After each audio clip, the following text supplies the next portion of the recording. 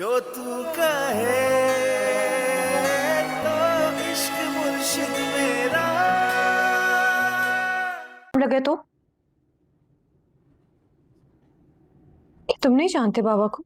शिप्रा, मैं जानता हूँ, तुम जानती हो, मीडिया नहीं जानती। वालेकुम नाज़रीन, ड्रामा सीरियल इश्क का मुर्शिद जिसकी आने वाली एपिसोड में हम देखेंगे मेहरीन और दाऊद इस तरह शामिर से काबू करके रखते हैं। वो जो भी बात करते हैं शामिर उसकी बात आसानी से सुनते हैं और शामिर उस बातों पे अमल करना शुरू कर देता है। वो शामिर से दलदला फंसाने की कोशिश कर रहे हैं। अगर वो दलदला से निकलना चाहे पर वो कभी भी नहीं निकल सकता। शामिर की बड़े दिलचस्पी देखकर शिब्रा बहुत परेशान हो जाती है क्योंकि शिब्रा सियासत से बहुत ज्यादा नफरत करती है और वो अपनी वालिद से वजह बहुत ज्यादा परेशान हो जाती है क्योंकि शामिर उसकी कोई भी मदद नहीं कर पा।